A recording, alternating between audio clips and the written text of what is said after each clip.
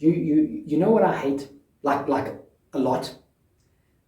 Toothpaste commercials. I hate them. In fact, I hate toothpaste commercials so much that every time I see one, I want to punch myself in the face as hard as I can just to put myself out of my misery. I hate them. No matter where you are in the world, every single toothpaste commercial is exactly the same as the last one. Bright, big, cheesy smiles, dudes in white lab coats that look nothing like real-life dentists, and all of those cheesy one-liners. Now I am sharing this with you for a good reason. Because you know what are a lot like those toothpaste commercials? This recent spate of zombie movies. Less teeth, but about the same amount of creativity. But you know what I'm going to do for you today? Today, I'm going to share with you the top 10 underrated zombie horror gems of all time. Why? Just so that you have something good to remember the next time you see one of those stupid toothpaste commercials.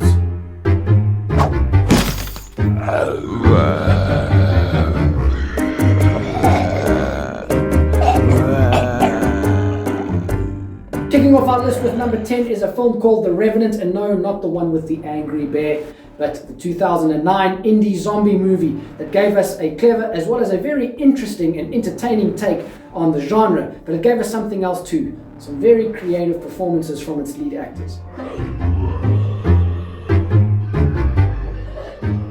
Jumping up to number 9, we have a film by Black Christmas director Bob Clark. It's actually a film that one of you suggested I watch, and I did. Children Shouldn't Play with Dead Things has gained a cult following over the years and is something of an underappreciated zombie gem. It is about a group of friends who dig up a corpse and perform a seance, only they get a lot more than they bargained for when the corpse comes to life. This movie was one of Quentin Tarantino's favorites, and he loved it so much that he even named one of his characters in Pulp Fiction after this film's main character, Alan.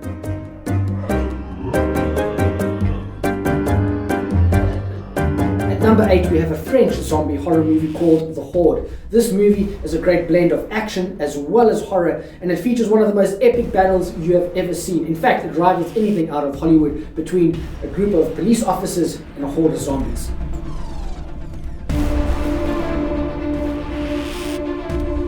Now at number 7, I'd like to bring in an underrated classic.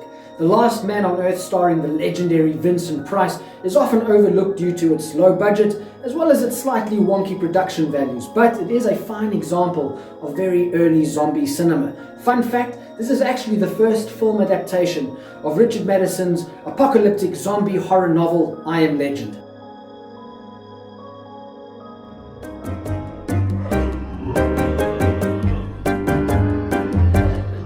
Underrated zombie gem number 6 was directed by our favorite movie wizard Peter Jackson. Now, Dead Alive is not everybody's cup of tea due to its over-the-top gore and violence as well as its comedic elements, but it does provide clever and interesting commentary on society's expectation as well as the lengths that some of us will go to in order to impress our neighbors. 2 fun facts for you here. This movie actually holds the record for the most amount of prosthetic limbs ever featured in a film, totaling over 200. And I also did a deep dive on this film in a previous episode, so go and check that out.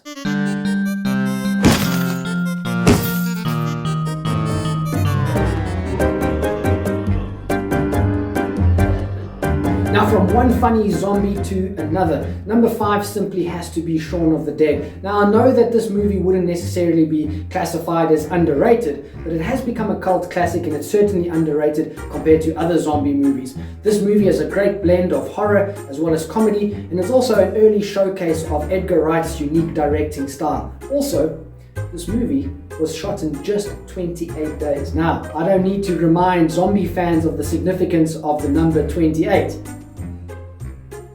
Okay, the movie was actually shot in 27 days. I just thought I'd add one extra day because, 28 days, never mind.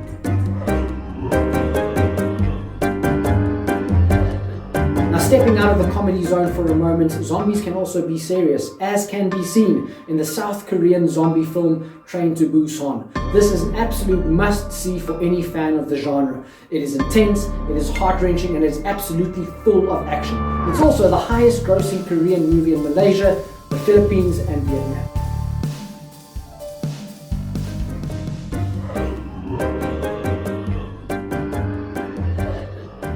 Now, the bronze medal on this list of the 10 most underrated zombie movies of all time simply has to go to the 1966 horror movie, The Plague of Zombies. This classic horror film is often overshadowed by more well-known horror movies from the same era, but trust me when I say this, this is probably one of the creepiest and most atmospheric horror movies that you'll ever see in the zombie genre.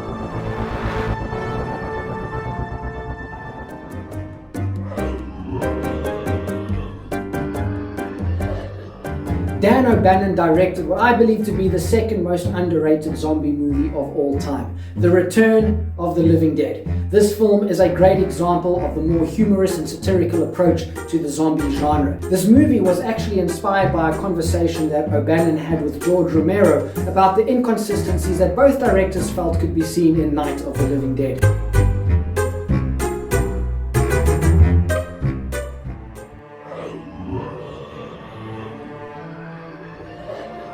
Now, if you are a rock music enthusiast, the name of this next movie might just sound familiar to you. When musician and horror movie director Rob Zombie decided he was going to take the music world by storm, he named his band after the most underrated zombie movie of all time, White Zombie. Shot in 1932, this film might just be the first full-length zombie movie ever. It has this wonderfully creepy atmosphere as well as a great performance by Dracula legend Bela Lugosi. White Zombie is, in my opinion, the most underrated zombie movie of all time.